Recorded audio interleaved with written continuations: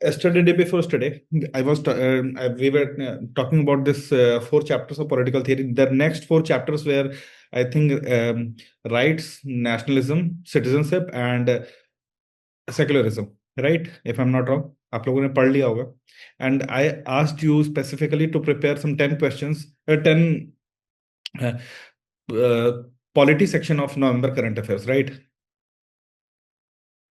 So I have brought up, I have come up with some questions regarding regarding current affairs based on last year PYQs. तो उससे कुछ उस तरह से similar question बनाने की कोशिश किया है. ठीक है. तो क्या पहले करंट अफेयर से शुरू करेगी, पहले पॉलिटी से? आप पॉलिटिक्स से स्टार्ट करते हैं. चलो इस क्वेश्चन से शुरू करते हैं. ठीक है. अब बताओ मेरे को, ये क्वेश्चन देखो किस चीज से रिलेटेड है. आप लोगों को बता दो, this is A question from 2019 UPSC CSC. ये 2019 का सीएससी का क्वेश्चन है, प्रीलिम्स का. अब ये क्वेश्चन इसीलिए मैंने डाला है स्पेसिफिकली बिकॉज, हाँ करंट अफेयर, ठीक है, इसलिए डाला है specifically because I I hope that कि you have read this topic tribunal from your. इसका लास्ट स्टेटमेंट पढ़ो क्या है कि इससे रेगुलेटरी बॉडी का कुछ जो इशू होता है वो अपील कहाँ जाएगा. क्या लिखा हुआ है? Appellate tribunal sir. Appellate tribunal. ठीक है. तो यस. पिछले कुछ टाइम से ट्राइब्यूनल्स के केसेस चल रहे हैं कि ट्राइब्यूनल को बार बार नया लॉ बनाते हैं और बार बार सुप्रीम कोर्ट उसको नल एंड वॉइड डिक्लेयर करे. तो 2 बार हो चुका है. फिर कुछ ना कुछ किया इन्होंने ट्राइब्यूनल्स के रिलेटेड. राइट? यही था करंट अफेयर. सर नवंबर वाले में भी है अभी, मतलब मैंने देखा है कि ये ट्रिब्यूनल से एक topic. Minute Rohit, Rohit, yes sir. एक एक मिनट, मैं बता रहा हूँ. तो नवंबर का ही करंट अफेयर, इसीलिए क्वेश्चन लाया हूं मैं. सब ठीक है. क्वेश्चन आने का स्कोप, रीजन यही है. ठीक है. अब नाउ ये देखो क्वेश्चन, देखो पहले एक तो सबसे पहला चीज है कि क्वेश्चन समझना है. दूसरा है कि यूपीएससी ने गलत क्या करवाया है. ठीक है. 2 एप्टीट्यूड की भी बात यहाँ पर करने वाले हैं. ठीक है. अब यहाँ पर जैसे देखोगे तो सबसे पहला स्टेटमेंट क्या है, petroleum and natural gas regulatory body. ठीक है. ये क्या है, first regulatory body setup by government of India. ठीक है, पहला स्टेटमेंट. दूसरा दिया है कि one of the task is to ensure competitive markets for gas. तीसरा है कि appeals against PNGRB to go before tribunals for electricity. अब देखो इसमें अगर आपने करंट अफेयर में न्यूज में पढ़ा होगा, अगर न्यूज में आपने पढ़ा था तो क्या उसमें लिखा हुआ था ये चीज कि कुछ ट्राइब्यूनल्स को मर्ज कर दिया गया है, मर्ज करके रैशनलाइज किया गया है, नंबर ऑफ ट्राइब्यूनल्स को कम किया गया है.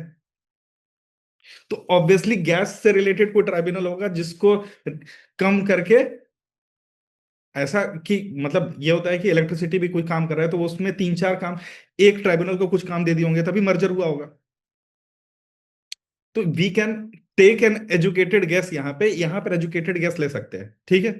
कि ऐसा हो सकता है क्योंकि हम पॉजिटिव थिंकिंग, क्योंकि मर्ज हुआ है. तो अब मर्ज में हमको पता नहीं कि इसका कौन सा टास्क होगा. स्पेसिफिकली यूपीएससी ने दे दिया ये क्वेश्चन. ठीक है. तो ऐसा जब उन्होंने आपसे बोला कि एक काम इसका ये था कि ये हो गया, अब बोर्ड में कुछ मान लो कॉम्पिटेटिव मार्केट किसी को ये नहीं लगा तो वो अपील किया जाके, तो वो उसका डिसीजन होगा, वो अपील कहाँ होगा, तो ट्राइब्यूनल में अपील हो रहा है. तो ट्राइब्यूनल को आपको यहां ऐसे गेस करना है कि अभी अगर मर्जर हुआ होगा तो हो सकता है कि ऐसे करके काम हुआ होगा. जब मैंने ये पेपर किया था, मैं ये पेपर अटेम्प्ट दिया था, तो मैंने इसी तरीके से गेस किया था क्योंकि मर्जर हुआ था, मुझे पता था. तो मर्जर हुआ तो ऑब्वियसली कि कुछ ना कुछ काम दिया जाएगा. तो educated, you can not know everything, आप सब कुछ नहीं जान सकते हो. तो आप यहां पर जब आपको पता है कि करंट अफेयर में आप एग्जिस्टिंग नॉलेज आपका क्या है कि मर्जर ऑफ ट्राइब्यूनल्स, अब इसके बेसिस पे ये स्टेटमेंट सही या गलत चूज करना है आपने. अब ये बहुत लोग बोलते हैं कि 2 स्टेटमेंट पता है, तीसरा स्टेटमेंट नहीं पता है, इसके लिए क्या करें. तो यहां पर ऐसे एजुकेटेड एग्जिस्टिंग नॉलेज को ऐसे यूज करते हैं. ठीक है. Did you understand? ऐसे करते हैं. अब देखो पहला स्टेटमेंट क्या दिया हुआ है, पहला स्टेटमेंट है फैक्ट कि फर्स्ट बॉडी. अब यहां पर ये थोड़ा सा डाउटफुल लग रहा है, समझ रहे हो कि फर्स्ट कि रेगुलेटरी बॉडी फर्स्ट कैसे हो सकता है, मतलब समझ रहे हो कि पेट्रोलियम एंड नेचुरल गैस का यूज बहुत लेटर लेटर ऑन स्टार्ट ही हुआ होगा, उससे पहले बहुत सारे रेगुलेटरी बॉडी आए होंगे। ठीक है। वैसे आप लोग के लिए इसके लिए बता दूं कि सबसे पहला रेगुलेटरी बॉडी कौन था, किसी को पता है? सबसे पहला रेगुलेटरी बॉडी कौन था, कोई बता सकता है? Sir RBI. RBI I think. RBI सबसे पहला रेगुलेटरी बॉडी स्पेसिफिकली गवर्नमेंट ने ट्राई बनाया था, स्पेसिफिकली बाय एक्ट। सबसे पहला रेगुलेटरी बॉडी ट्राई बनाया, TRAI। ठीक है, telecom regulatory authority of India उसके नाम में। ठीक है। अब देखो, आरबीआई ये सब है ठीक है, बट स्पेसिफिकली किसी काम को रेगुलेट करने के लिए पहला बॉडी जो बना था regulatory authority, that was try. ठीक है। ये फैक्ट याद कर लो आप लोग, हो सकता है कभी और बाद में यूज हो जाए। ठीक है। कुछ भी चल रहा है, इतनी सारी चीजें चल रही है। अब दूसरा मैं आपसे क्वेश्चन अब पूछने जा रहा हूं इसी क्वेश्चन में, कि पहला ट्राइब्यूनल कौन सा था?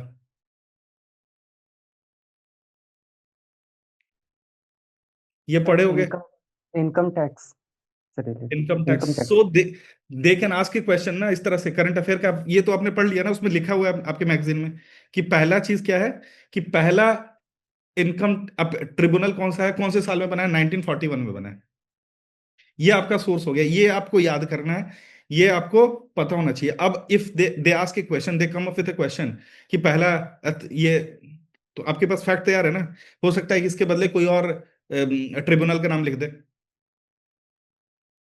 फर्स्ट ट्रिब्यूनल कौन सा था, मान लो कुछ ट्रिब्यूनल जैसे टेलीकॉम का ट्रिब्यूनल का नाम लिख दे, या फिर किसी और चीज का नाम लिख दे, है कि नहीं? तो ये है एजुकेटेड गेस, इस तरह से हम पेपर के अंदर करते हैं। तो इसका स्टेटमेंट, अब इसका आंसर बताओ क्या हो सकता है? तो 20 ठीक है, बीस इजी सर। आप तो सॉल्व कर दिया आप लोगों के लिए कि 2 और 3। ठीक है। अब बताओ मेरे को ये क्वेश्चन, सॉरी ये एक्चुअली तीनों फैक्चुअल स्टेटमेंट था, इसमें दिमाग लगाने वाली बात नहीं थी, क्योंकि डायरेक्ट आपके करंट अफेयर से क्वेश्चन है, तो ऑब्वियसली पहला स्टेटमेंट गलत है। किससे आया है? 42nd से है, 44 से है?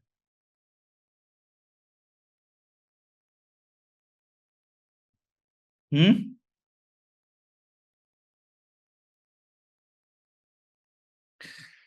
पहला 42nd से आया है, ठीक है, पहला सही है।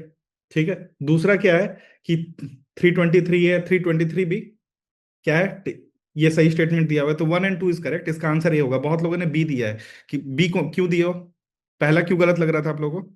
ये तो फैक्चुअल था ना। स्वरण सिंह कमेटी ने सजेस्ट किया है ना, स्वरण सिंह की कमेटी के बेसिस पे ही what changes they brought in 42nd amendment, तो स्वरण सिंह कमेटी ने बताया कि भाई ऐसे ऐसे करना है। अब देखो 323A और 323B के बारे में आपको थोड़ा सा फैक्चुअल चीजें बताता हूँ। 323A क्या है? सर्विसेज के लिए है। ठीक है, सर्विसेज के लिए है, और आपको एडमिनिस्ट्रेटिव मैटर्स के लिए। तो वो उसके रिलेटेड लॉ जो अगर कोई बनाएगा तो कौन बनाएगा? सिर्फ पार्लियामेंट बनाएगा। समझ गए? 323B में क्या होगा? पार्लियामेंट और स्टेट दोनों बना सकता है, पार्लियामेंट और स्टेट दोनों बना सकता है। और जैसे किसी भी चीज के लिए, एडमिनिस्ट्रेटिव चीज के लिए बना सकते हैं। ठीक है, टैक्सेशन हो गया जो यहाँ पर स्टेटमेंट दिया हुआ, तो दो फैक्ट्स याद रखना। अमेंडमेंट कौन से अमेंडमेंट से आया? 42nd अमेंडमेंट से आया। 323A में कौन बनाएगा? तो पार्लियामेंट बनाएगा। 323 का भी पार्लियामेंट और स्टेट दोनों बना सकते हैं। ठीक है। और तीसरा क्या है कि पहले जब ये शुरू शुरू बना था, तो इसको इसलिए बनाया गया था कि हमको लोड कम करना है जुडिशरी के ऊपर से। जुडिशरी के पास पेंडेंसी ऑफ केसेस बहुत ज्यादा है, उसके लोड को कम करने के लिए बनाया गया था। लेकिन इसको हाई कोर्ट के बराबर बनाया गया था। लेकिन 1997 का एक जजमेंट था, इसके बाद अभी 2017 के जजमेंट के बाद क्या हुआ कि बोले कि ट्राइब्यूनल से जो भी अपील होगा हाई कोर्ट में जा सकता है। पहले ट्राइब्यूनल और हाई कोर्ट को बराबर रखा गया था, ट्राइब्यूनल और हाई कोर्ट को बराबर रखा गया था। बट ड्यू टू 2 जजमेंट्स, 1997 का जजमेंट, कोई बता सकता है 1997 के जजमेंट का नाम? एल चंद्रा करके सर कुछ। हाँ, गुड। और 2017 का जजमेंट, ये तो लिखा हुआ था, चंदन कुमार।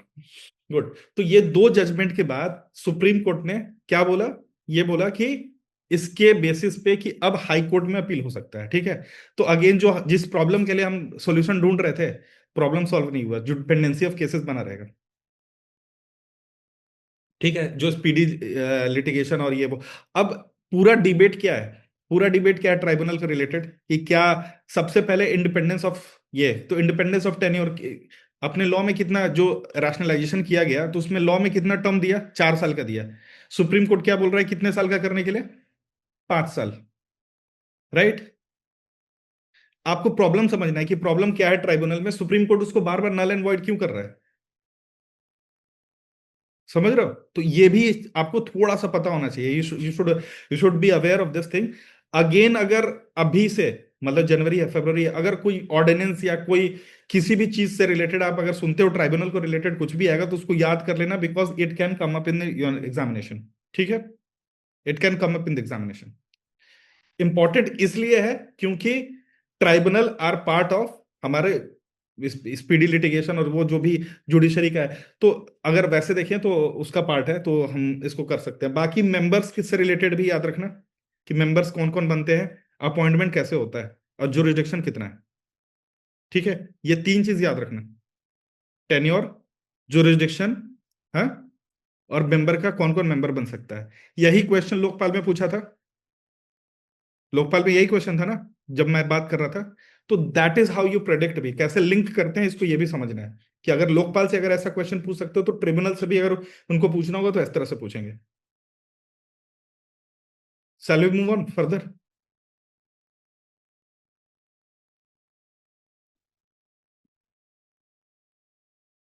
हाँ, ये बताओ।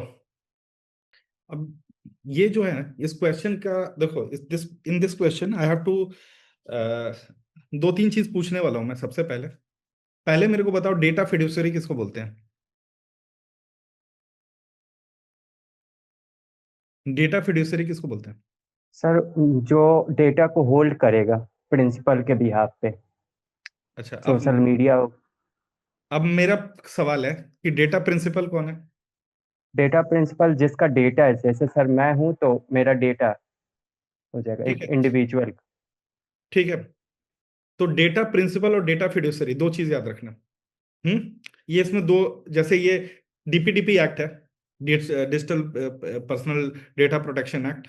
ये अब ये पूरा जो, खासकर अभी जैसे मैं आपको बताता हूँ इसका इंपॉर्टेंस कैसे है और किस तरह से क्वेश्चन पूछ सकते हैं, मैं इसको थोड़ा सा समझा देता हूँ आप लोगों को। आसान क्वेश्चन है, safe harbour is not important, ये बहुत ज्यादा डिफिकल्ट नहीं था। मैं आपको बता देता हूँ इसमें भी कि होता क्या है।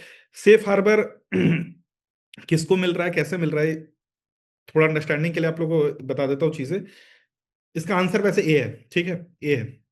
बाकी इंटरनेशनल वाटर्स वाले ये सब ना, हार्बर पे सिर्फ बना दिया गया है जनरल, फिशरमैन और इंटरनेशनल वाटर।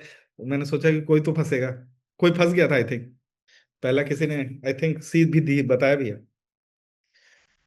तो मेरे साथ भी हुआ है वैसे, एक बार कुछ क्वेश्चन शायद मैं ऐसे प्रैक्टिस कर रहा था, नॉट अपियरिंग, पंचायतन पूछा था।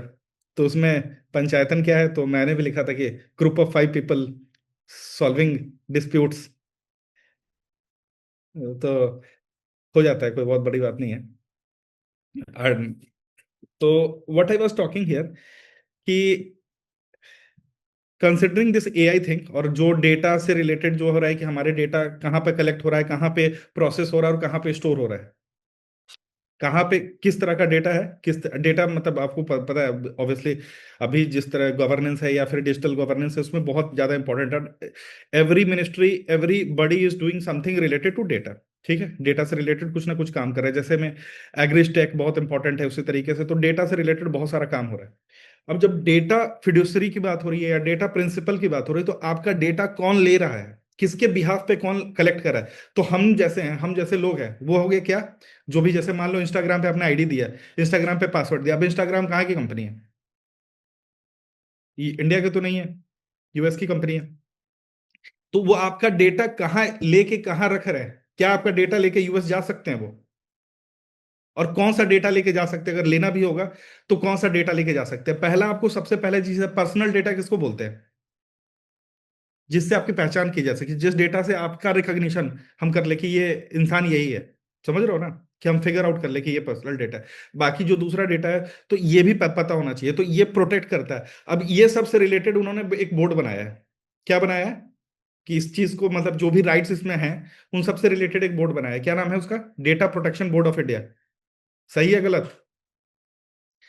अब मुझे ये बताओ कि data protection of board of India, आप लोगों ने पढ़ा होगा कि इसमें अगर कुछ इशू होगा तो अपील कहाँ जाएगा?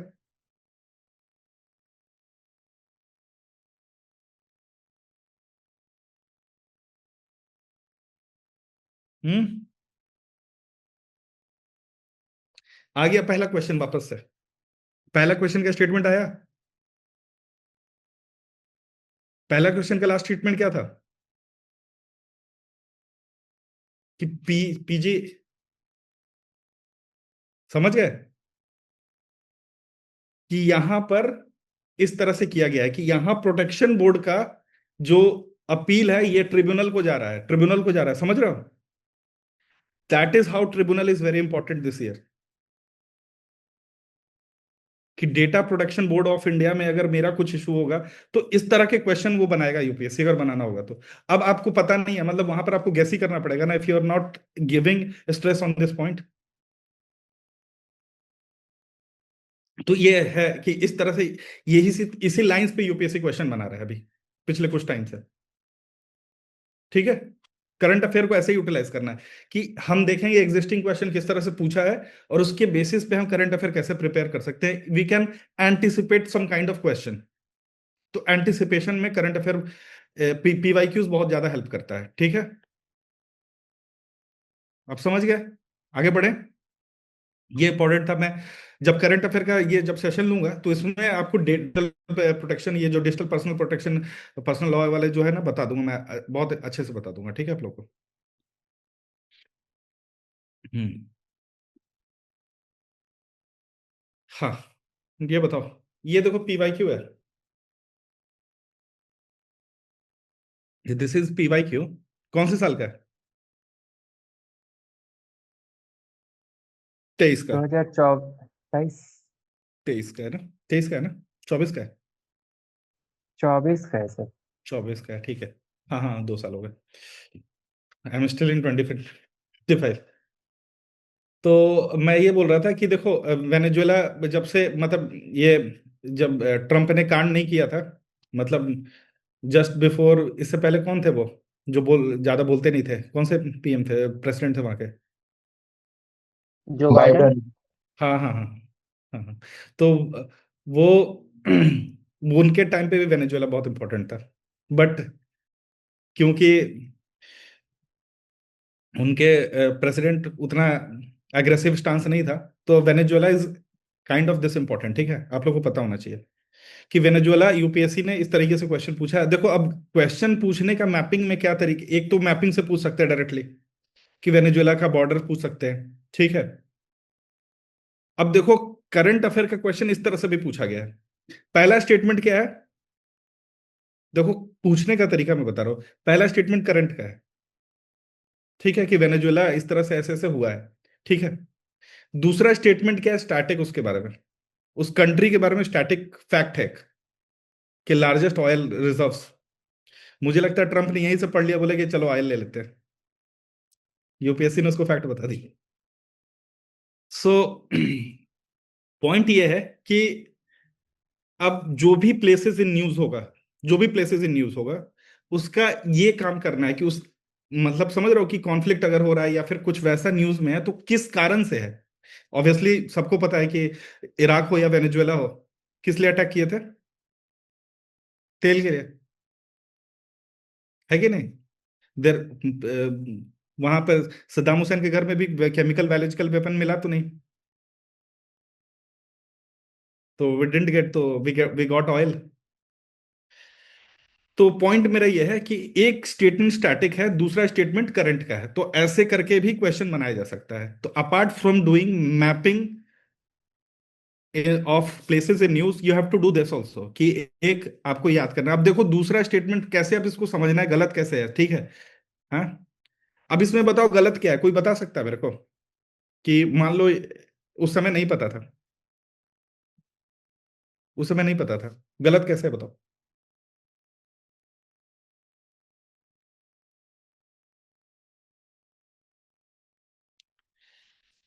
सर 2 फैक्ट दिए हैं इस स्टेटमेंट में। दो फैक्ट वाली चीज भी सही है, लेकिन देखो इसमें क्या है ना, ये जो वर्ड है ना रैपिड दूसरी recovery. Rapid recovery plus sir, rap अगर उस टाइम हाँ में हाइपर इन्फ्लेशन था, उस महंगाई बहुत ज्यादा थी, तो ये स्टेटमेंट वैसे ही लग रही है कि ऐसा नहीं, हाँ होगा मतलब नहीं कि देखो, प्रिवेंट भी। देखो ये इसमें समझना इतना है ना कि रैपिड रिकवरी ये जो वर्ड है ना, अभी जो एक्सट्रीम फॉर्म ऑफ स्टेटमेंट्स जो यूपीएससी यूज करता है ना, इस तरह का करता है। Rapid growth, rapid is adjective that has been used. Recovery बोल सकते हो, तो rapid is an extreme statement, extreme word, sorry extreme word किसी को भी कि मतलब बहुत ही तेज हुआ है, समझ रहे हो,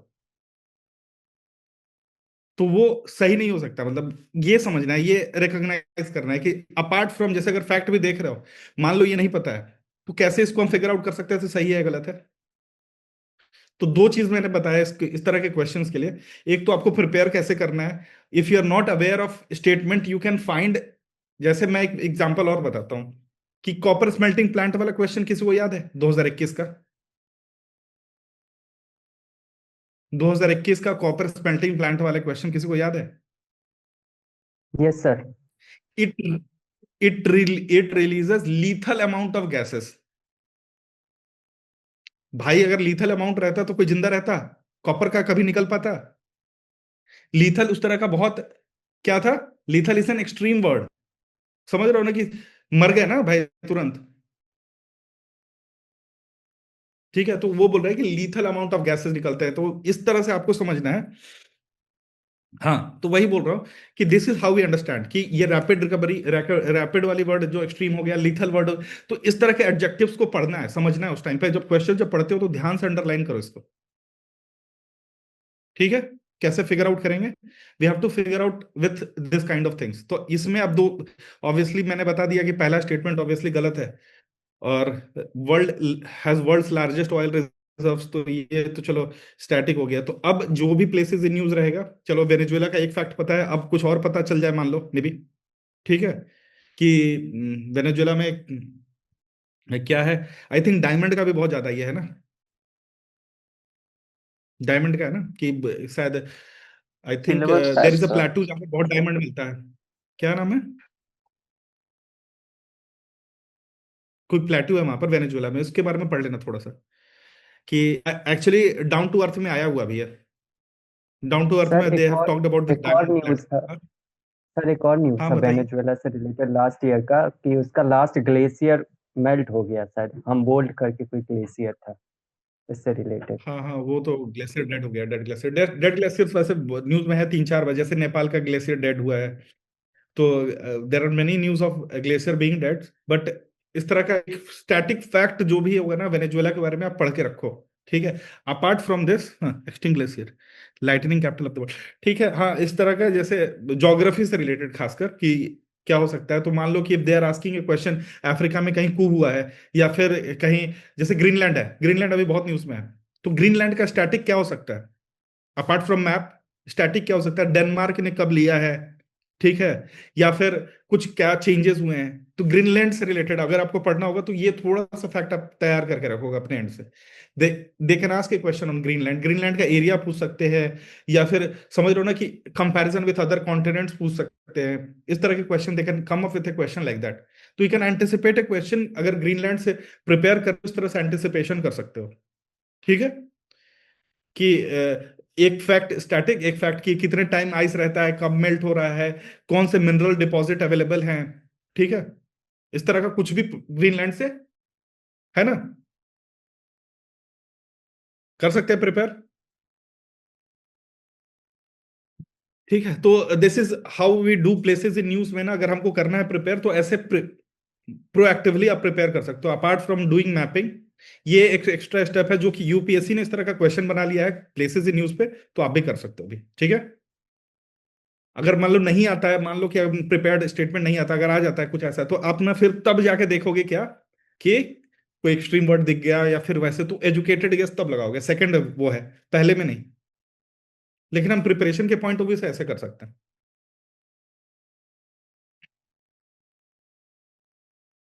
तो ये बहुत ही ज्यादा करंट हो गया, क्यों, वेनेजुएला वाला।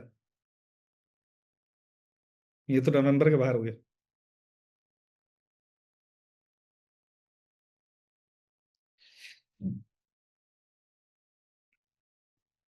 आंसर बताओ आप लोग।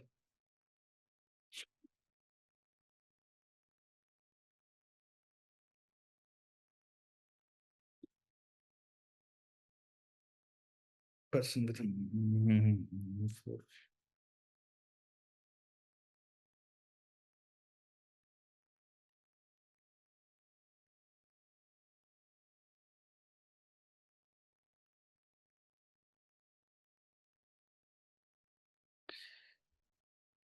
आप लोगों ने करंट अफेयर पढ़ा था? ये दिया हुआ है ना करंट अफेयर में?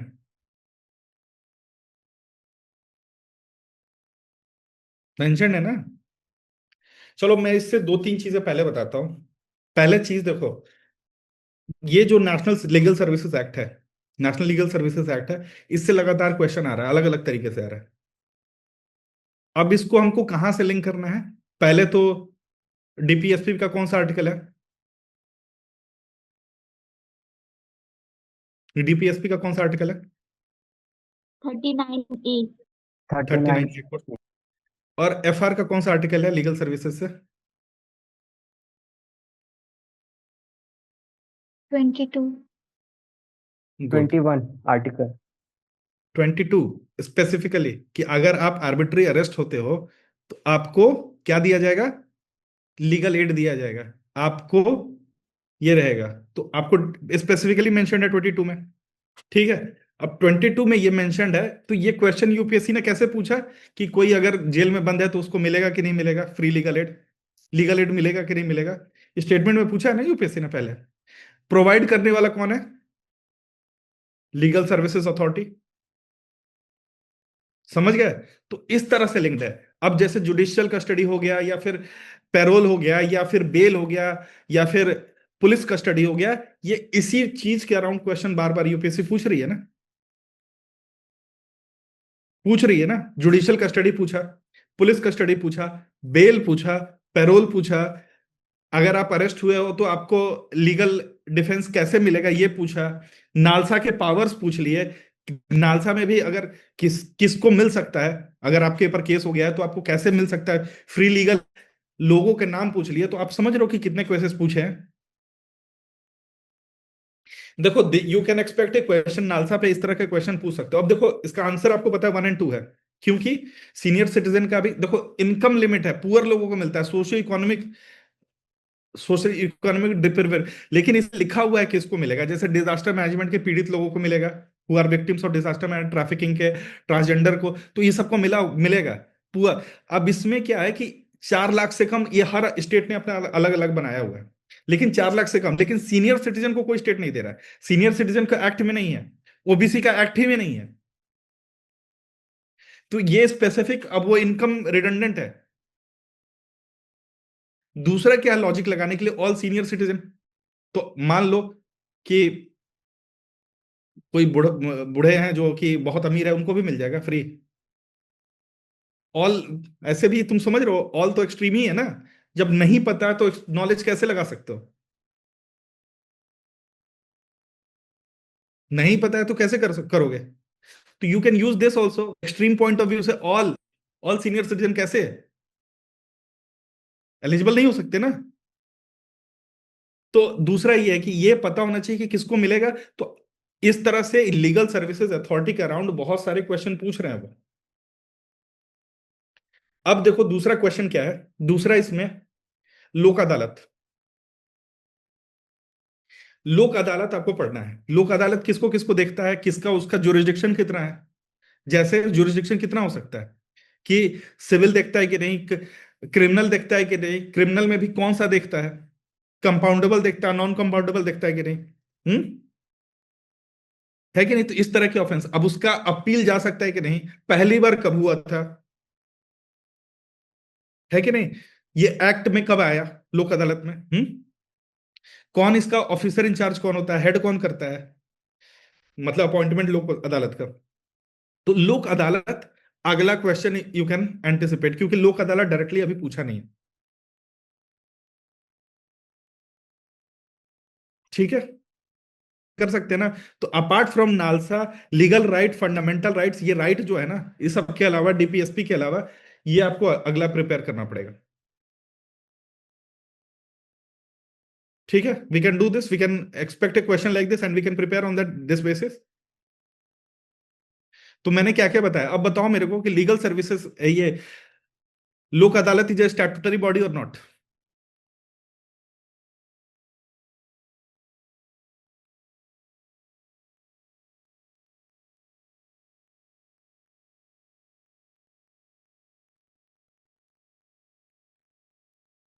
यस अभी सर। तो बोल रहा था। आप लोग बहुत धीरे टाइप कर रहे हो, डर रहे हो क्या?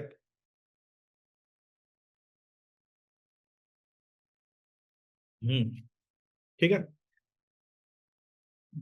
क्रिमिनल केसेस देखता है?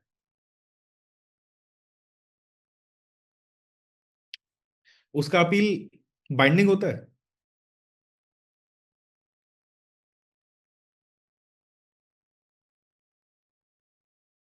क्या आप लोग बोल रहे हो, इतना धीरे से हिला रहे हो सर कि समझ ही मैं डिफरेंशिएट ना कर पाऊँ हाँ या ना है कि नहीं, दोनों साइड सही। अपील बाइंडिंग है? सर अपील होता ही नहीं है, और जो मतलब जजमेंट उनका आता है जो भी, हाँ, तो वो बाइंडिंग होता है, तो फिर उसका फर्दर अपील नहीं हो सकता है। और जहाँ तक क्रिमिनल केस की बात है तो वो कंपाउंडेबल केस बस सर। गुड। अब देखो इसमें दूसरा क्वेश्चन है ना कि ये जो एडीआर है, जिसको हम लोग, ये सब एडीआर के अंदर आता है, अल्टरनेट डिस्प्यूट रेजोल्यूशन में आता है, ये सारी चीजें एडीआर है। तो एडीआर के अंदर ना तीन चीज है, कंसिलिएशन है, मीडिएशन है, और तीसरा आर्बिट्रेशन है। इंडिया को, न्यू दिल्ली को आर्बिट्रेशन के लिए बहुत बड़ा सेंटर बनाया जा रहा है। वैसे इंडिया का वर्ल्ड का सबसे बड़ा आर्बिट्रेशन सेंटर कहाँ पे है? सिंगापुर में। जितने भी आर्बिट्रेशन वर्ल्ड के होते हैं ना बड़े बड़े, वो सिंगापुर में होते हैं। तो दिल्ली को बनाने की कोशिश किया जा रहा है, इसके लिए they have passed an act also. ठीक है, तो वो वाले एक्ट के थोड़े से प्रोविजंस भी पढ़ लेना आप लोग, ये अल्टरनेट डिस्प्यूट रेजोल्यूशन का पार्ट है ये। ठीक है, लिख लो। हम जब करंट अफेयर करेंगे ना तो उसमें डिटेल में सब पे हम डिस्कस करेंगे, क्योंकि अभी क्वेश्चंस कर रहे हैं पॉलिटिकल, इसलिए बोल रहा हूं। अब अगेन ये हमारे किस में आ जाएगा? आर्टिकल 2239 है। 21 में तो चलो रहेगा ही, ठीक है, 21 में तो सब कुछ ही है। तो 22 में बस स्पेसिफिकली मेंशन्ड है, ठीक है। हाँ, अब ये बताओ, ये इसका, ये 2013 का क्वेश्चन है, लीगल सर्विसेज एक्ट का।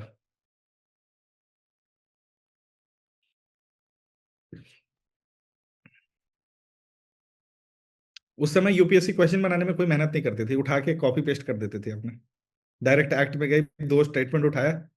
इसीलिए 2011 का कट ऑफ, 2013 जिस साल ये जिस साल का क्वेश्चन है उस साल का कट ऑफ 241 था, सीसैट ये दोनों मिला के।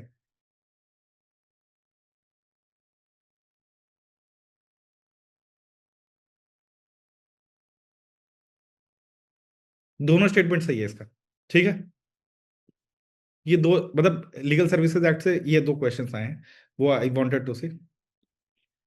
ठीक है, objective free weaker section of society.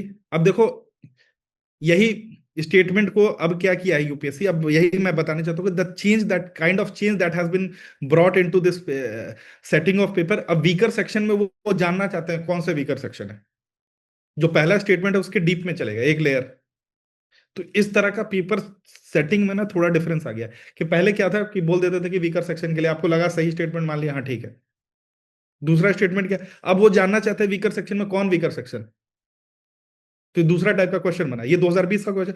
तो 7 साल में यूपीएससी ने बोला कि चलो अब सब कुछ मिल रहा है तो हम इससे थोड़ा घुस के पूछते हैं अभी। ठीक है, दूसरा स्टेटमेंट क्या है? Issues guideline to state legal to implement legal programmes scheme throughout the country. तो चलो ठीक है, अब हो सकता है कि कल को ये पूछ ले कि किस तरह के लीगल स्कीम्स को गाइडलाइन दे रही है, ये कर रहा है, वो कर रहा है, तो स्कीम्स के नाम भी दे सकता है ना। If they have asked weaker section तो ये पूछ सकता है।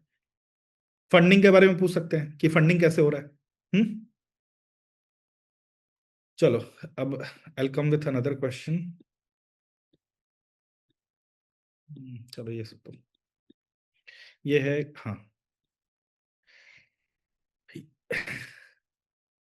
ये पढ़ा आपने कि लैंड रजिस्ट्रेशन वाले पे कोई जजमेंट आया है कि म्यूटेशन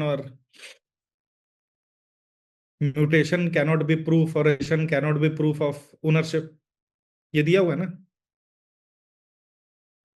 अब देखो, लैंड रिफॉर्म जो है बहुत बहुत बहुत ही ज्यादा फेवरेट टॉपिक है यूपीएससी का, बहुत ही ज्यादा फेवरेट टॉपिक। अब लैंड रिफॉर्म, ये लैंड का जो, ये ओनरशिप रिफॉर्म था जो आपने करंट अफेयर में पढ़ा है, लेकिन इस तरह के क्वेश्चंस पूछ रहे हैं। तो डिजिटाइजेशन ऑफ जो लैंड है, उसमें देखा होगा कि एक ऑप्शन दिया हुआ है कि डिजिटाइजेशन ऑफ लैंड के लिए बोला है, सुप्रीम कोर्ट ने गाइडलाइन दिया कि आप जल्दी जल्दी करो ये। ठीक है, तो डिजिटाइजेशन ऑफ लैंड से ये क्वेश्चन है पूरा। ये second third generation land reform बोलते हैं ना इसको। पहला में हुआ जमींदारी और ये सब हुआ, उसके बाद यूनिट चेंज किए, तीसरे में डिजिटाइजेशन किए। तो थर्ड जनरेशन लैंड रिफॉर्म का क्वेश्चन है ये, कि लैंड ओनरशिप आप कैसे डिसाइड करोगे। तो आपको अगर कोई जाके ये दिखा देगा कि मेरा रजिस्ट्रेशन हो गया तो मेरे लैंड मेरा हो गया, ऐसा नहीं है अब। ठीक है, आपको वो बस बता रहा है कि ट्रांजैक्शन का स्लिप है वो। ठीक है, ट्रांजैक्शन का स्लिप है, तो they will go back to देखने, अगर कोई केस कर देता तो वो जाके देखेंगे कि कहां से कैसे ट्रांसफर हुआ जनरेशन टू जनरेशन, वो जाके चेक करेंगे, उसके हिसाब से जजमेंट होगा। ठीक है, बट हाउएवर ये क्वेश्चन देखो, ये क्वेश्चन क्या है, यूपीएससी ने क्या पूछे कि digital India land record modernisation से है कि to implement the scheme central government provides 100% funding under the scheme, cadastral maps are digitised और initiative taken by translated the records from local language to any language recognised by the constitution of India. तो ये आपने current affair में पढ़ा ना कि कितने language में किया जा रहा है, कितने लैंग्वेज में किया जा रहा है। शेड्यूल 8 लैंग्वेज जितना भी है 22। ठीक है, 22 है ना, 19 सारांश। ठीक है, तो देखो स्टेटमेंट इसी तरह से बनते हैं। अगर उनको ट्रांसलेट करना होगा तो ऑब्वियसली सारे शेड्यूल लैंग्वेज में करेंगे, तो स्टेटमेंट अपने आप में गलत नहीं हो सकता। डिजिटाइजेशन हो रहा है तो ऑब्वियसली मैप को ही डिजिटाइज करोगे ना, अगर लैंड का है तो।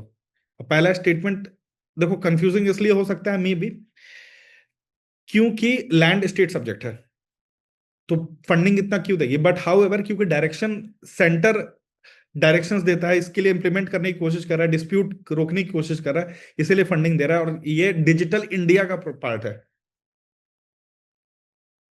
समझ गए, तो इसीलिए 100% फंडिंग। ठीक है, तो इसका क्या आंसर होना चाहिए।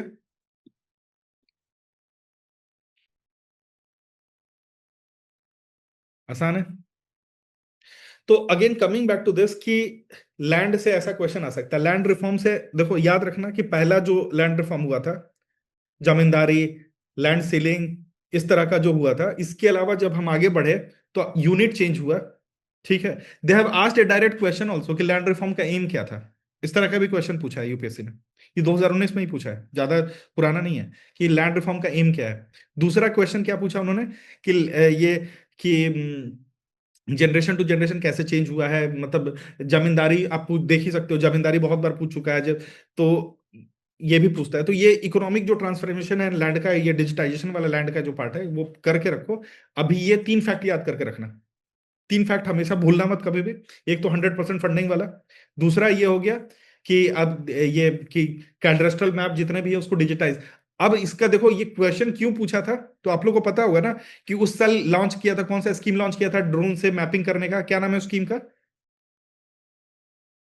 पीएम स्वामित्व। स्वामित्व स्कीम।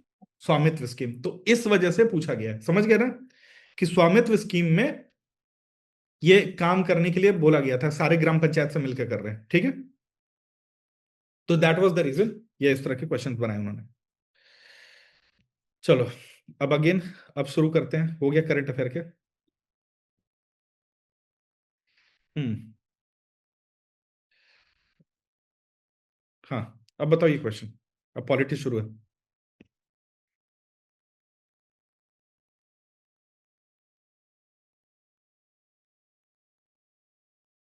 अब सोचो।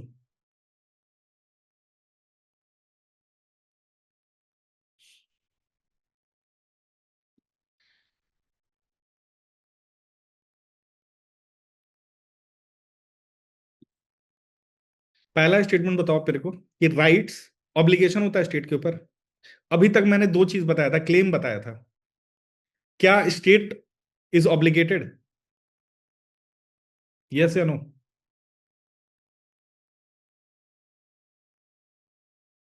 स्टेट ऑब्लिगेटेड यस, है? Yes hmm. Sir, yes sir. अगर वो बोलता है कि राइट टू लाइफ है, तो state is not obligated to give you good good environment जिसमें आपका राइट टू लाइफ अच्छे से एंजॉय करो, है?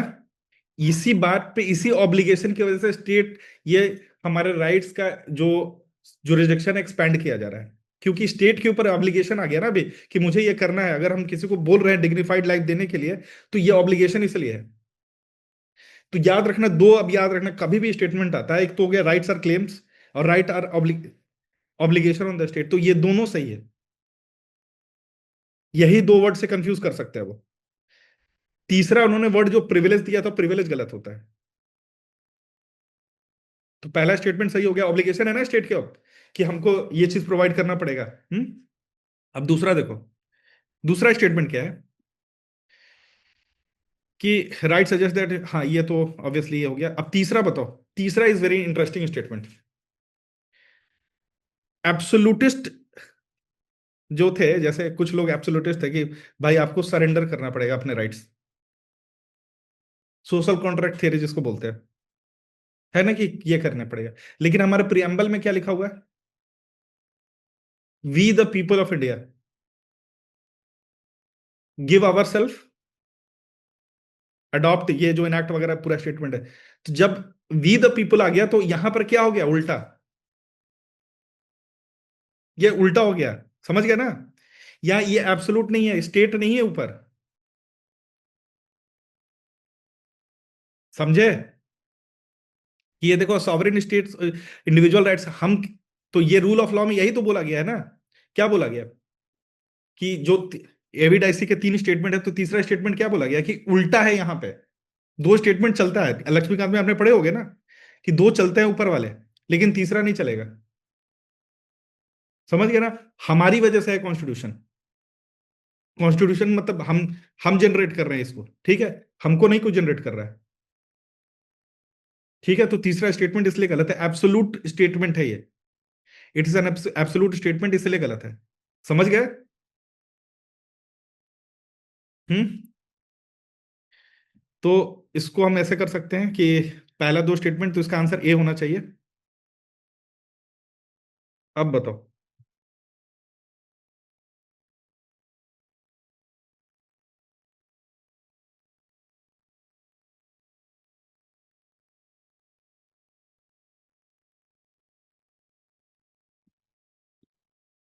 State can enact laws granting certain powers of judicial screening in matter of governance।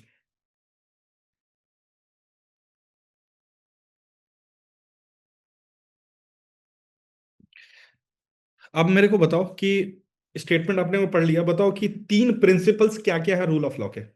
What are three principles of rule of law?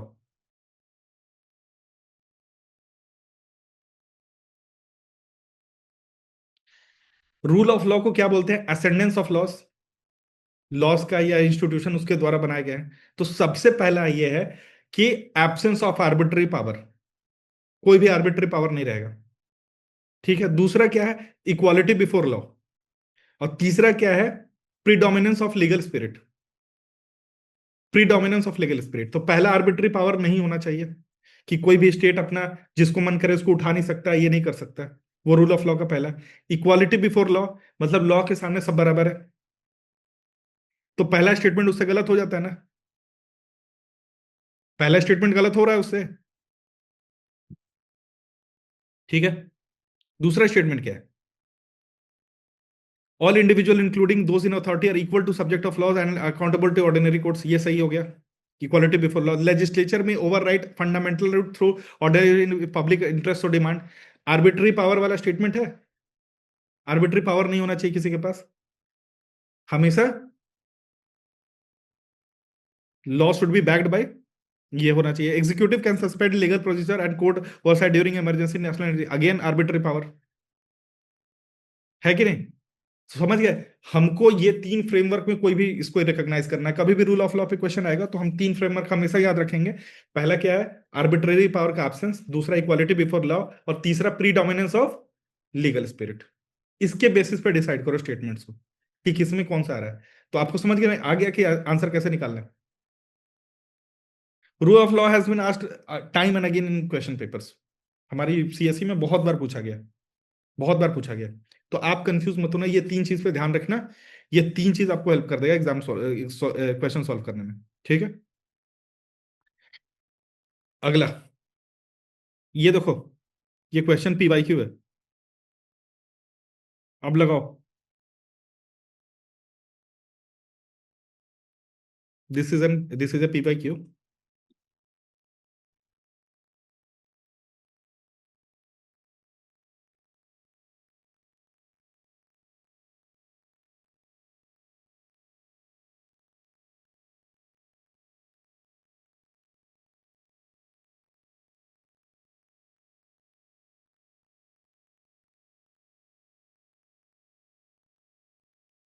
अब ये people responsibility to the government क्यों नहीं आया?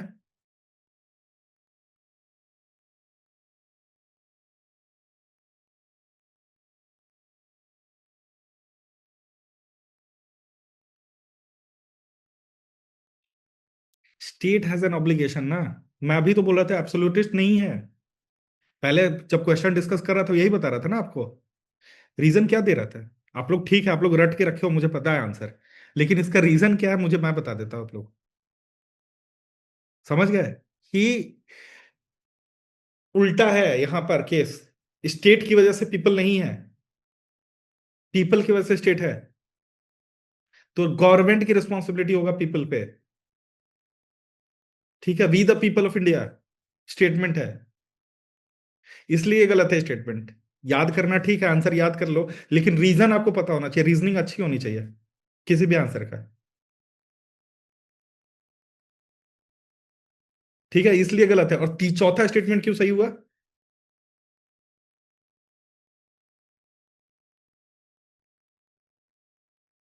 आप राइट्स एंजॉय ही नहीं कर पाओगे जब तक इक्वालिटी बिफोर लॉ नहीं रहेगा, या फिर ये नहीं रहेगा। तो ये है प्रीडोमिनेंस ऑफ लीगल स्पिरिट। आपका आर्बिट्री पावर कैसे खत्म होगा? अगर आपके सिविल राइट्स और ये सब रहेगा तो आपके आर्बिट्री पावर खत्म होगा ना, तभी तो। मतलब आप कैसे आर्टिकल 32 को एंजॉय करोगे? आर्बिट्री पावर को कैसे खत्म करोगे? मतलब समझ रहे हो ना कि if there is liberty and civil rights then only you will be able to enjoy ना। तो इसीलिए पहला दो तो एकदम डायरेक्ट है ना। तीसरा गलत क्यों है, चौथा सही क्यों है, ये पता होना चाहिए। तीसरा गलत इसलिए है और चौथा सही इसलिए है। अब समझ में आया? क्लैरिटी रखो थोड़ा।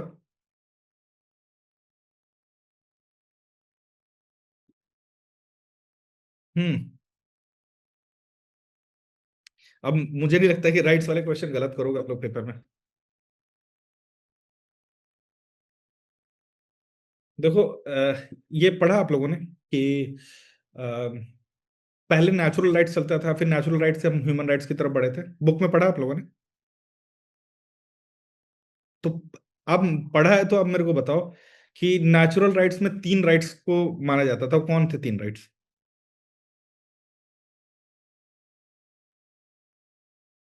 अगर पढ़ा है तो बताओ।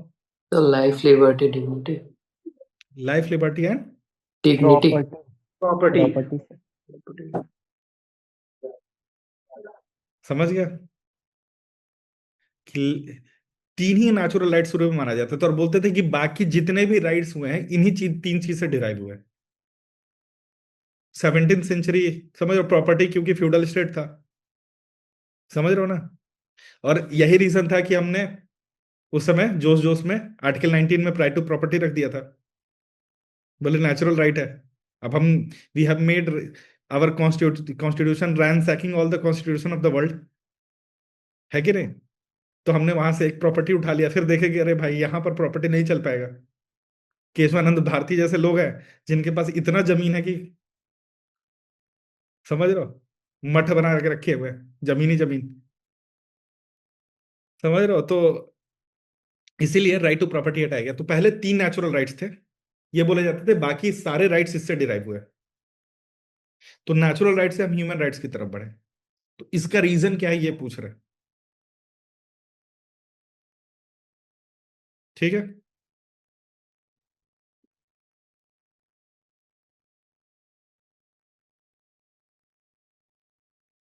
सही है, इसका आंसर ये होगा। ठीक है, because nature is no longer, मतलब वही मैंने बोला ना कि नेचर से नहीं आया ये। क्योंकि ये मानते थे नेचुरल इसलिए क्योंकि ये नेचर से ये 3 राइट सबको दिया गया है। समझ गए? ये नेचर से 3 राइट सबको दिया गया है। अब बोले कि हम इससे बढ़ गए ह्यूमन राइट से। They have asked again and again, time and again question, UPSC ने कैसे पूछा है कि ह्यूमन राइट्स में, पहले तो आपको पता होना चाहिए 1948 में आया। ठीक है, कुछ सेट ऑफ राइट्स हैं। अब ये क्वेश्चन पूछा है कि ह्यूमन राइट्स के कौन से राइट्स हमारे फंडामेंटल राइट्स में दिख रहे हैं, ऐसा यूपीएससी ने पूछा है। ठीक है, तो एक बार कंपेयर कर लेना दोनों, जब भी बैठते हो तो देख लेना कि ह्यूमन राइट्स में कौन कौन है जो हमारे फंडामेंटल राइट्स में है। तो हो सकता है कि एक पैराग्राफ 4-5 दे दे, बोल देंगे कि इसमें सेलेक्ट करने के लिए बोल दें। ठीक है, तो ऐसा यूपीएससी ने पूछा हुआ है। ठीक है, पहले भी पूछा तो मे बी। हाँ, वैभव कुछ बोल रहे थे, बोलिए। हाँ सर, मैं ये एक एडिशन बस करूंगा कि वो डेराइव तो ह्यूमन राइट्स काफ़ी हद तक मतलब नेचुरल राइट्स से ही हुए हैं, लेकिन जब ये यूडीएचआर ये सब की जब बात हो रही थी मतलब पोस्ट वॉर, तो मॉरल एलिमेंट को भी काफ़ी लाने की कोशिश हुई थी। मतलब काफ़ी बार ये मिस हो जाता है, इफ़ आई एम हाँ नॉट रॉन्ग, मतलब उसी थोड़ा ज़्यादा होलिस्टिक भी हो जाता है एचआर एनआर के हाँ हाँ कंपेरिजन में, हाँ, मॉरल वाला एलिमेंट भी थोड़ा आ जाता है। क्योंकि हम ना वर्ल्ड वॉर के बाद आए थे ना, तो मॉरली उन लोगों के ऊपर एक मॉरली ऑब्लिगेशन आ गया कि ऐसे राइट्स बनाओ। और खासकर उस टाइम पे पूरे वर्ल्ड में ना इसका वेव चल रहा था, डीकोलोनाइजेशन का वेव चल रहा था। तो उसका बैकग्राउंड वो था। तो वो यूनाइटेड नेशन ने बस कंपेल्ड टू मेक कि ऐसे लॉज बनाने की कोशिश कर रहा था जिसमें ना ये हो। अब अगेन समझ ही रहे हो, देख रहे हो कि कल फ्रांस का स्टेटमेंट आप लोगों ने सुना ना, या फिर आई थिंक फ्रेंच प्रेसिडेंट का स्टेटमेंट किसने, कितने लोगों ने सुना है कि व्हाट हैज हैपेंड? उन्होंने बोला है कि भाई अब अलग इंटरनेशनल आर्किटेक्चर का डिमांड ही कर दिया। अब पहली बार ऐसा हुआ है कि वो बोल रहे हैं कि इंडिया, ऑस्ट्रेलिया एंड इंडोनेशिया किसी के स्टूज नहीं है। तो वैसे हो रहा है। तो how united nation as an institution is failing. तो यूनाइटेड नेशन का क्वेश्चन, यूनाइटेड नेशन के पावर पे क्वेश्चन, यूनाइटेड नेशन जनरल असेंबली या यूनाइटेड नेशन सिक्योरिटी काउंसिल, ये भी इस तरह से बहुत इंपॉर्टेंट रहेगा। तो यूनाइटेड नेशन के बॉडीज को पढ़ लेना आप लोग। ठीक है, खासकर इसके जो परमानेंट वाले जो है ना, वो सब वो कर लेना इसको। ठीक है।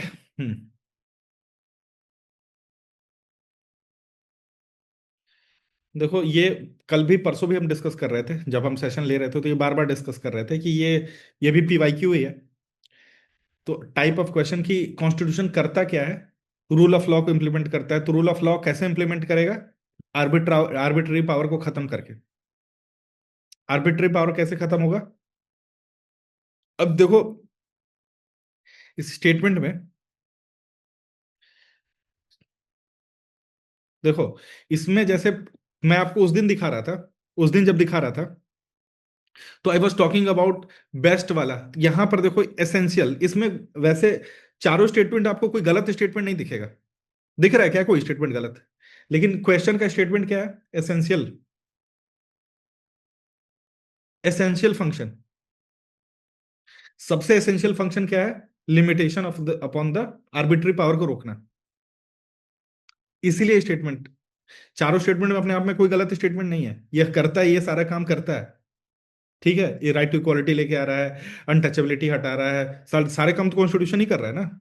डिग्निटी दे रहा है कि नहीं? ट्रस्ट बना रहा है, किस तरह से ट्रस्ट बना रहा है, तो डायरेक्शंस दे रहे हैं स्टेट को कि आप ऐसे करो, ऐसे करो। Equal pay for equal work, तो सारे काम तो कॉन्स्टिट्यूशन ही कर रहा है। लेकिन सबसे एसेंशियल फंक्शन क्या है? वो है limitation, limitation on the power of government. मतलब पुलिस स्टेट बनने से रोक रहे हो, आर्बिट्ररी स्टेट बनने से रोक रहे हो। ठीक है, तो ये सब वर्ड्स पे ध्यान देना है जब भी क्वेश्चन, जब भी यूपीएससी बना रहा है तो ये क्या कीवर्ड यूज कर रहे हैं ना, you have to understand this language, that if you will understand you will be able to clear this prelims आसानी से। हाँ ओम बताइए। सर वैसे चारों स्टेटमेंट सही है, मतलब थोड़ा सा बी मुझे समझा देते। बी मतलब लिमिटेशन ऑन द गवर्नमेंट होता है सर, बी थोड़ा सा लिंक नहीं हो रहा है sir. In ensures clarity accountability and balance among the different branches of the ये। तो देखो पार्लियामेंट्री फॉर्म ऑफ गवर्नमेंट की बात कर रहा है, ठीक है, सेपरेशन ऑफ पावर के बारे में बात कर रहा है, ठीक सर है, और अकाउंटेबिलिटी कैसे इंश्योर करते हो, तो पार्लियामेंट्री सिस्टम ऑफ गवर्नमेंट और सेपरेशन ऑफ पावर दोनों के बारे में स्टेटमेंट दिया हुआ है।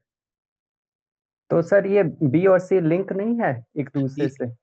देखो यही बात मैं समझाने की कोशिश कर रहा हूँ कि लिमिटेशन है सबसे एसेंशियल फंक्शन, कि आपका जो अच्छा फंड सबसे सबसे एसेंशियल क्या है, कि कॉन्स्टिट्यूशन क्यों बनाया गया है, कि किसी को इतना पावर नहीं देना है कि आपको ये कुछ भी अपने मन से कर ले। ये ठीक है। किससे आ रहा है, ये कोई गवर्नमेंट की बॉडी से नहीं आ रहा है, ये कहां से आ रहा है, कॉन्स्टिट्यूशन खुद कॉन्स्टिट्यूशन। लेके आ रहा है, कि अगर आपका कोई भी फंडामेंटल राइट ये होगा तो आप कॉन्स्टिट्यूशन ने आपको ये पावर दिया है कि आप directly you can go to supreme court, article 32 समझ गए। ये सर तो रिट ये इस तरह जुरिस्डिक्शन। से लिमिटेशन इंपोज कर रहा है, ठीक है सर। ठीक है। यस। हम्म। चलिए ये हो गया, ये हो गया। ये बताओ, बड़ा इंटरेस्टिंग है, इसमें एक ट्रिक बताता हूं, आप लोग करो।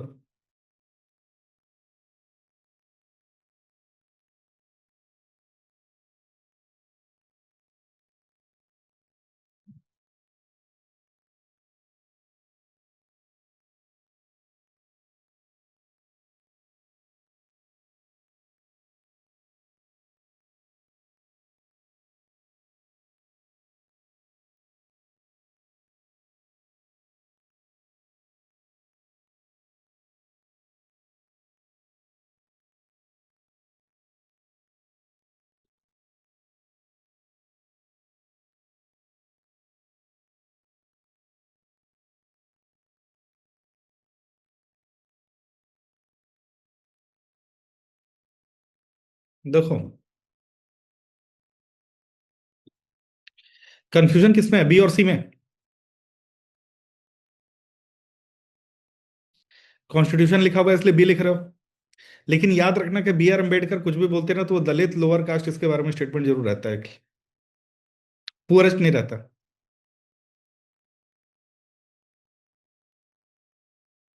ठीक है। तो कंफ्यूजन यहां नहीं होना चाहिए, कॉन्स्टिट्यूशन के बारे में बात हो रही है कि 1931 के कराची सेशन में गांधी जी ने स्टेटमेंट दिया है,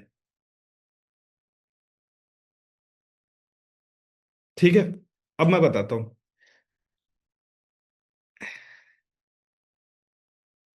ठीक है, all communities lived in perfect harmony, ये सब मतलब ऐसी बातें कोई नहीं कर सकता है यार। मतलब अब मैं बताता हूँ, देखो एक मतलब मिला लेना कहा जाके आप लोग पीवाईक्यू में भी, जब भी गांधी ऑप्शन में रहना तो किसी और को मत मारना, जब भी अशोका ऑप्शन में रहे किसी और को नहीं मारना है, ठीक है। यू शुड अंडरस्टैंड दिस, किसी और का स्टेटमेंट दे ही नहीं सकता है एग्जामिनर, गांधी का ऑप्शन फिर नहीं डालेगा वो, फादर ऑफ नेशन उठ के आ जाएंगे। तो you have to understand UPSC का बहुत ज्यादा फेवरेट है गांधी, बहुत ही ज्यादा, और एवरीबडी हैज टू मतलब I still pity some of them कि जो गांधी को फेवरेट नहीं मानते हैं, जो गांधी को नहीं जानते वही गांधी को क्रिटिसाइज करेंगे, ये बात जान लो। सब जो भी अफवाह है सब गांधी को का अनअवेयरनेस है इसीलिए, ठीक है, गुड। तो ये वैसे देख लेना, strive for a constitution will release India for thraldom and patronage in poorest shall feel there. Panchayat और इस सब की बात हो रही है, स्वराज की बात हो रही है, अगर ब्रॉडली अगर सोचोगे तो इस सब के बारे में बात हो रही है कि शैल लिव इन परफेक्ट हार्मनी, उससे रिलेटेड था। ये देखो ये क्वेश्चन भी यूपीएससी ने पूछा हुआ है, अब इसका भी, इसका आंसर बताओ मेरे को, how do we find this answer.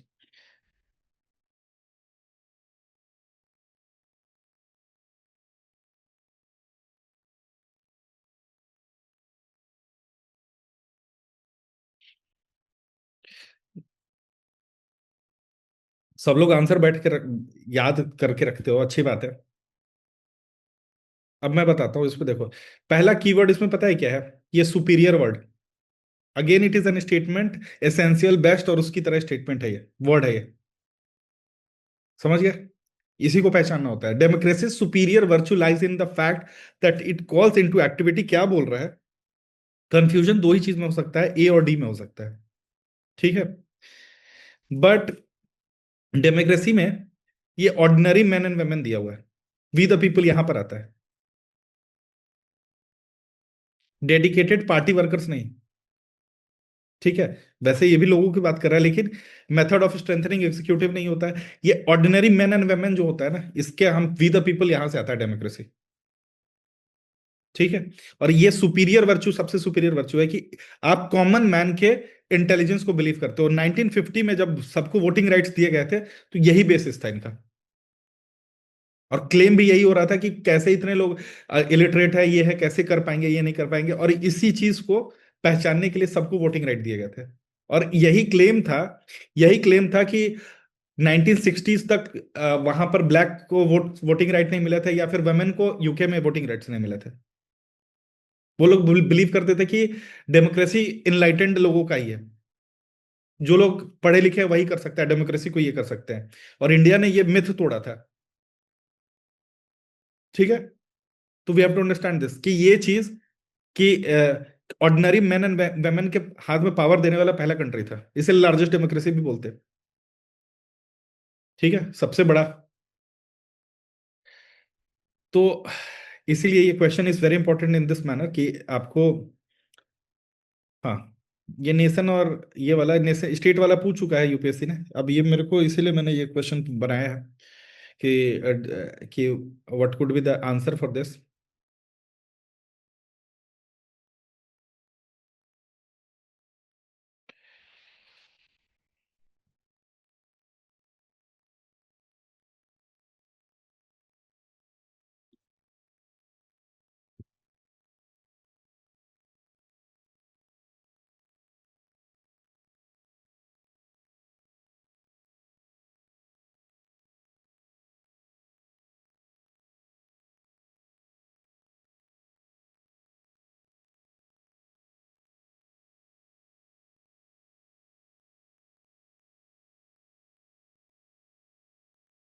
तो आप मेरे को बताओ कि नेशन के लिए एसेंशियल क्या चीज चाहिए कि आप नेशन बोलते हो उसको? मैंने उस दिन बताया था नेशन क्या है, कल्चरल एंटिटी है। तो क्या आप किस चीज को नेशन बोलोगे? क्या क्या एलिमेंट होने चाहिए नेशन के लिए that you can call it a nation? और नेशन को Motherland, homeland, fatherland, Motherland, Holi land, सब लोग बहुत अलग अलग तरीके से नाम से लेते हैं। तो ये बताओ कि क्या कॉमन एलिमेंट है? आप लोगों ने पढ़ा है ना ये चैप्टर, नेशनलिज्म। नेशन के लिए Uh, कॉमन डिसेंट होना जरूरी है। so the feeling of oneness, I think. Feeling of Oneness. Oneness. Oneness कैसे, वही पूछ रहा हूँ कि वननेस कैसे लेके आओगे? What By India has unite. Done, बताओ मेरे को। हाँ, same cultural past, common good. Struggle और past, common struggle. Common struggle, ठीक है, चलो। और one language, common language. Culture. Culture, मतलब मैं उसी को ब्रेक कर रहा हूँ, कल्चर का पार्ट हो गया language. Shared common history. Descent, common descent जैसे, अच्छा मैं History, पूछता हूँ, चलो territory. इसको और इंटरेस्टिंग बनाते हैं। ये अखंड भारत वाला कॉन्सेप्ट क्या है, बताओ मेरे को। Shared history, sir. Shared history, good. अखंड भारत वाला कॉन्सेप्ट क्या है, बताओ? क्यों बोला जाता है ये? Why time and again this statement is mainstream में क्यों डाला जा रहा है, ये क्यों आ रहा है?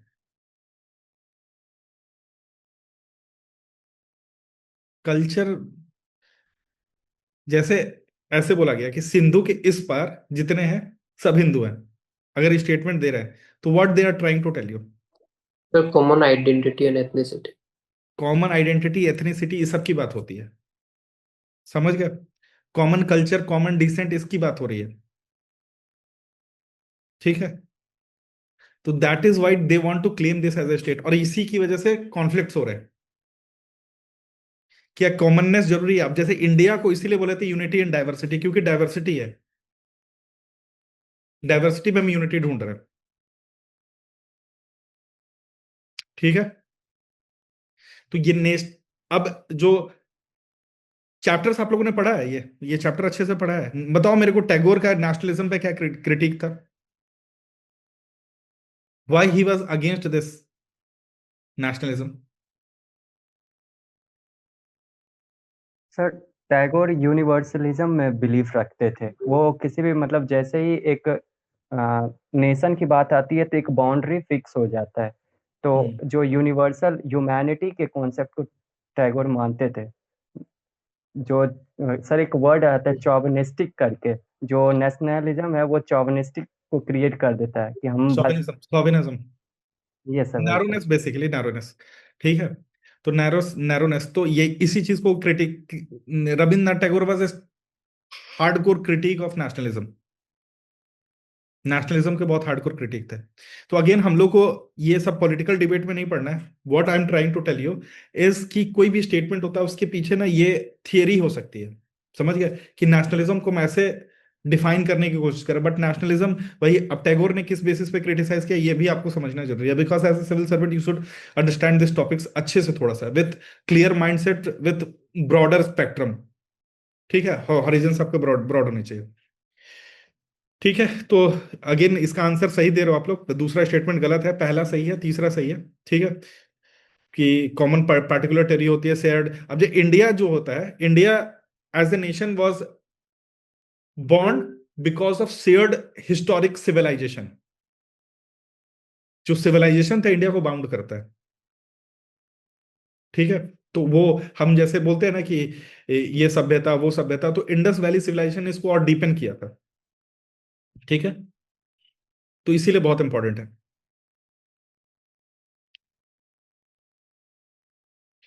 चलो, एक करंट अफेयर का एक और क्वेश्चन आ गया, ये रह गया था, आई थिंक डीपीडीपी एक्ट से रिलेटेड है। मैंने आप लोगों को बहुत पहले भी बताया है,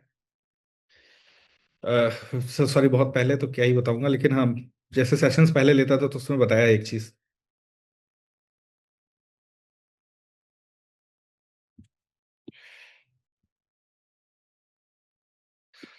ट्रिक हियर इज कि जो भी ईयू करता है ना, दैट इज वेरी इंपॉर्टेंट। हर साल ईयू के एक दो क्वेश्चन आएंगे आएंगे पेपर में, आप लोग देख लेना जाके वैसे पेपर में, कि EU is favourite topic again of UPSC. तो ये डेटा एक्ट हो गया, एआई एक्ट हो गया, या डेटा गवर्नेंस जो भी है, EU was in fact first organization, या ऐसे कह सकते हैं, जो कि एआई पे एक्ट लेके आया, कंसोलिडेटेड एक्ट लेके आया है। ठीक है, and again two more things that is important from this point of view. Two nations in this world at this point of time has banned YouTube for uh, uh, kids below 16 years of age. Two countries have banned. I think UK and Australia are those two countries. तो इस point of view से आपको पढ़ना है, थोड़ा सा इसको पढ़ना है कि ये जो चल रहा है, खासकर इंडिया में एआई का समिट होने वाला है। India is now chairing. Last year India was co chair, तब भी यूपीएससी ने क्वेश्चन पूछा था। इंडिया जब को चेयर था, फ्रांस में जो हुआ था उसका भी था, तो उसमें क्या पूछा आप लोग को फिर से बता देता हूं। एक जो सॉल में हुआ था, एक ब्लेचली में हुआ था, ये डिक्लेरेशन पूछा था। ठीक है, ब्लेचली, सॉल, अब जो पिछला है और जो अभी होगा, that all will be very important इस साल के लिए भी। एआई जो प्रिंसिपल है, एआई का जो ये है, क्योंकि इंडिया इज चेयरिंग, समझ गए ना? अब को चेयर कौन कंट्री बनेगा ये भी हो सकता है। थीम पे ध्यान रखना, क्योंकि ब्रिक्स वाले में what UPSC did, you if you remember, if you guys remember, याद है, मल्टीलेटरलिज्म को मल्टीकल्चरलिज्म कर दिया था। मल्टीलेटरलिज्म को मल्टी कल्चरलिज्म कर दिया। तो जो थीम आएगा वो भी बहुत इंपॉर्टेंट है। और दूसरा पार्ट ये इसका रहेगा कि कौन को चेयर कर रहा है, क्या है इसका, ये थोड़ा सा ध्यान रखना है। तो इसलिए AI is very important this year. ठीक है, कि इंडिया इज चेयरिंग एआई का summit. Day before study prime minister had meeting with all the AI के जितने स्टार्टअप्स वाले जितने फाउंडर्स थे उन सबके साथ मीटिंग किया है प्राइम मिनिस्टर ने। तो India is preparing very vigorously with ये वाला एआई के समिट के लिए। ठीक है, ये हो गया है। हाँ, ऐसे है कुछ क्वेश्चन डीपीएसपी से related.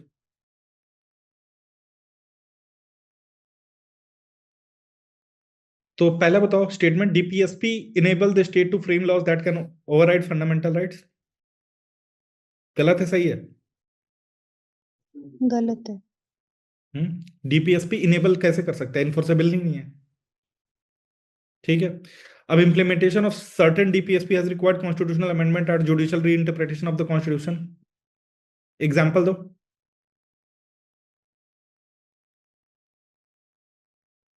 Implementation of certain DPSP has required 44th constitutional. CAA, hmm 44th Constitutional Amendment Act. ठीक है। हाँ, बहुत सारे। अभी जैसे नालसा की बात कर रहा था मैं, तो है कि नहीं? आर्टिकल 39 ही तो है। तो बहुत सारे हैं। ठीक है। उसके बाद दो non justiciable DPSP is often guided judicial activities in the case of socio economic rights, obviously. ठीक है। अभी जैसे ईडब्ल्यूएस वाले एक्ट है, मैं बता रहा था उस दिन ना कि आर्टिकल 46 को इंप्लीमेंट कर रहा है। वाइल्ड लाइफ प्रोटेक्शन एक्ट है कि नहीं? तो बहुत सारे जुडिशियल एक्टिविज्म को किया है, बहुत सारे लॉज को रिफ्रेम करने में कोशिश किया है कि नहीं? तो इसका आंसर क्या होगा? इसका आंसर होने वाला है बी। ये डायरेक्ट क्वेश्चन था आपके डीपीएसपी से। डीपीएसपी हम वापस से जब सेकंड फेज में करने वाले हैं ना इसको, तब भी हम करेंगे इसको। ठीक है। हाँ, प्रियम्बल से।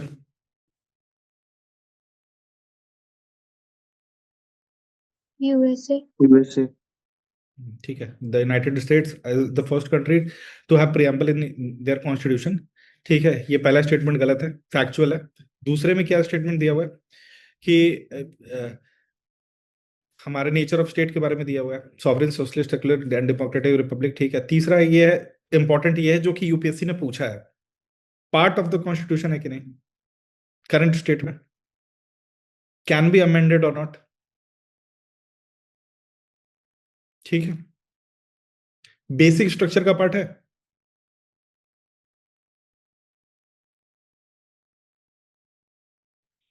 कोई भी बताओ मेरे को। No, sir, not fully. Only its components. Some of the components are parts of basic structure. Good, right. Good. Some of the components of basic structure, कि आप उसको चेंज नहीं कर सकते। जैसे मान लो कि अगर आप लिबर्टी ऑफ थॉट फेथ, इसमें फेथ हटा लो अभी, बोले सिर्फ थॉट का लिबर्टी है, फेथ आप नहीं कर सकते, तो आर्टिकल 25 26 वायलेट हो जाएगा कि नहीं? उसी तरीके से जस्टिस को अगर किसी हटा ले। दूसरा, एनरिच कर सकते हो, but you cannot basic structure. इसी में बोला था ना कि आप बार बार। तो ये डिबेट इसलिए इंपॉर्टेंट है क्योंकि आए दिन ओरिजिनल कॉन्स्टिट्यूशन के डाल देते हैं वो किसी इनविटेशन में। जैसे पिछले 26 जनवरी में इनविटेशन में ओरिजिनल कॉन्स्टिट्यूशन डाल दिया था, उसमें सेकुलर वर्ड नहीं था। ठीक है। तो सब फिर पूछने लगते सेकुलर रहने वाला है कि नहीं, सेकुलर रहने वाला है कि नहीं। तो वो बार बार ये हो जाता है, तो इसलिए इंपॉर्टेंट है ये। हाँ, ये देखो।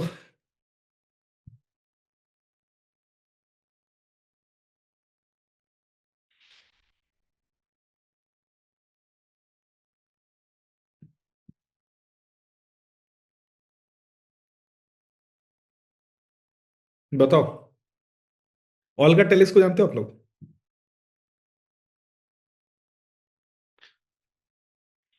मुंबई में सड़क के किनारे झोपड़ी लगा के रहने वाले लोग थे, उनके लिए केस लड़े थे।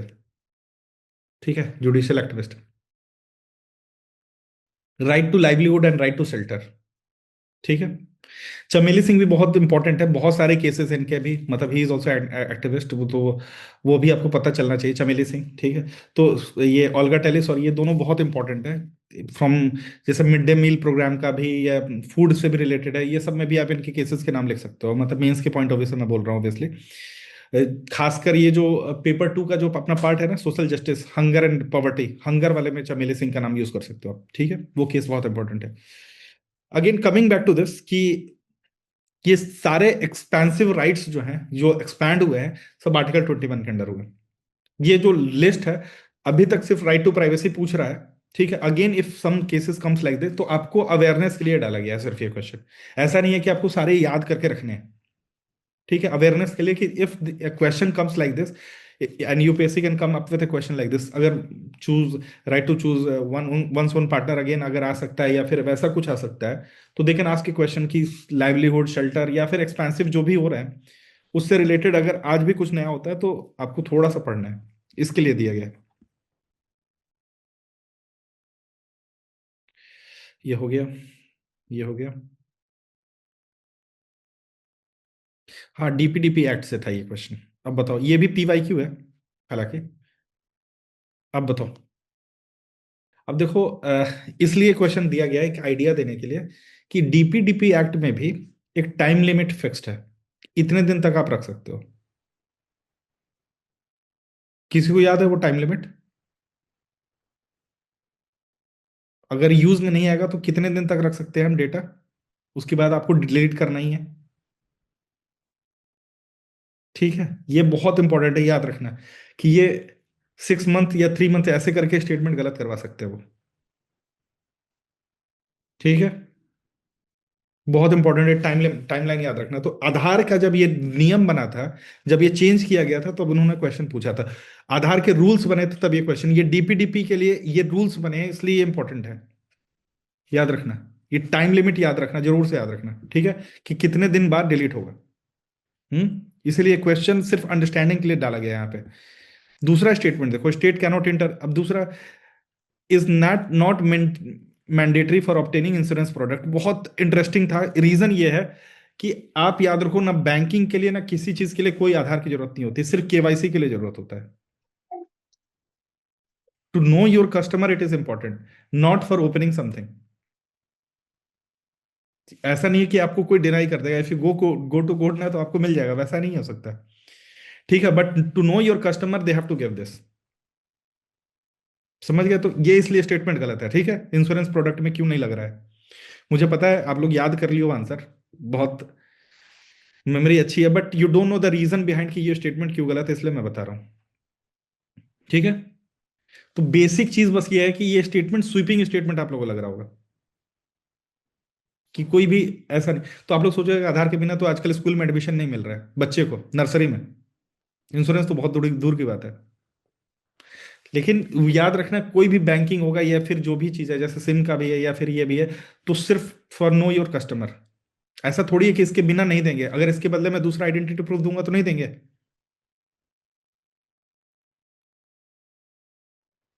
ठीक है। और नहीं यूज होगा तो आपको इतने दिन बाद करना है, ठीक है। तो this is why it is important. I think last question है आज का, बताइए इसको। पार्लियामेंट्री फॉर्म ऑफ गवर्नमेंट का सबसे बेसिक क्या है?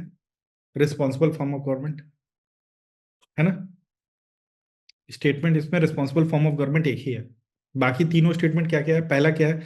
पहला कौन सा? Proportional representation, I think so, right. FPTP नहीं है, सारे पॉलिटिकल पार्टी जो भी रहेगा उसको मिलेगा सीट, यही है ना। प्रोपोर्शनल रिप्रेजेंटेशन में होता है ना। तो पहला स्टेटमेंट क्या है? प्रोपोर्शनल रिप्रेजेंटेशन का। दूसरा तो आपको पता ही है। तीसरा देखो क्या है, तीसरा है रेफरेंडम की बात करिए या कुछ इस तरह का बात कर रहा है, डायरेक्ट डेमोक्रेसी की बात हो रही है ना। भगा सकते हो लोग, ले रिप्रेजेंटेटिव के थ्रू हो सकता है। नो कॉन्फिडेंस मोशन होता है इंडिया में, तो दूसरा वाला no confidence in parliamentary form of government. चौथा स्टेटमेंट क्या है? Chosen by parliament can but can not be removed it by completion of fix term. तो ये फिक्स टर्म वाला तो सिस्टम ही नहीं है, until less one nation one election ना आ जाए। आपको रहना पड़ेगा इतने दिन, क्योंकि अब एक ही बार करवाएंगे। तो पता नहीं है, but however parliamentary form of government का सबसे बड़ा यही है कि ओनली पार्लियामेंट कैन, ये है। अब इसमें रूल्स बनेगा तो पता चलेगा ना कि क्या होगा, कैसे होगा। चलो गाइस, थैंक यू, ये था आज का सेशन।